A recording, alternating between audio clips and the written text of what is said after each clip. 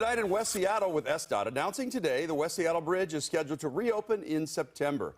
What's been a big obstacle for drivers in that area, now at least an end in sight.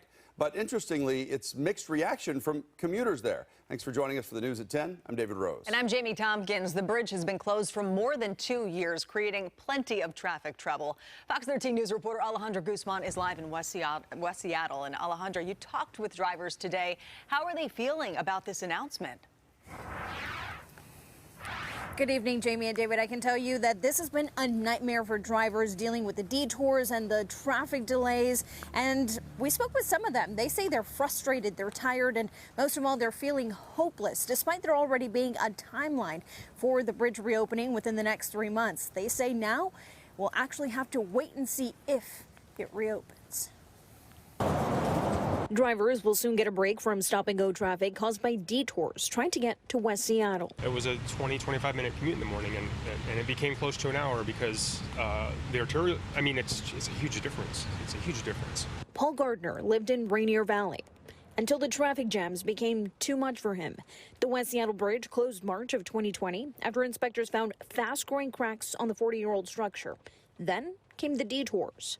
All of the arterial streets were overloaded after that, even the bridge below the West Seattle Bridge was closed. Everything was backed up, forcing Gardner to pick up and move to Vashon Island. The delays stacking up after a heavy snowstorm and a surge in COVID cases. Then this, a months-long concrete worker strike pushing the project further behind schedule. Portable traffic both ways every day.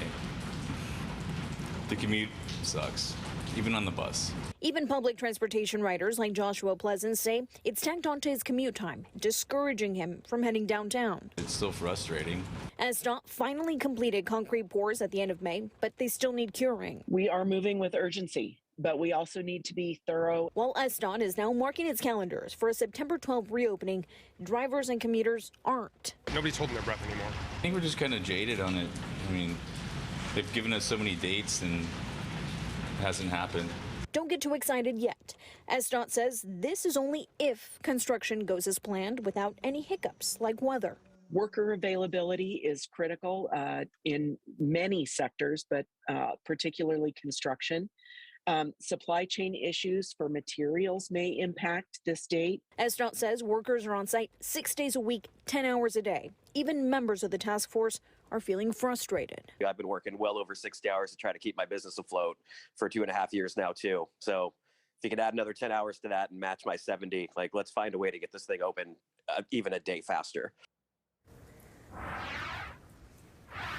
The sense of urgency to reopen the West Seattle Bridge is definitely felt as drivers are pushing for the bridge to reopen, especially ahead of the school year, as they say this adds to even more delays. SDOT says they plan to announce 30 days before the bridge actually reopens. Fox 13 is going to stay on top of those construction updates and keep you posted as soon as we learn more. In West Seattle, Alejandra Guzman, Fox 13 News.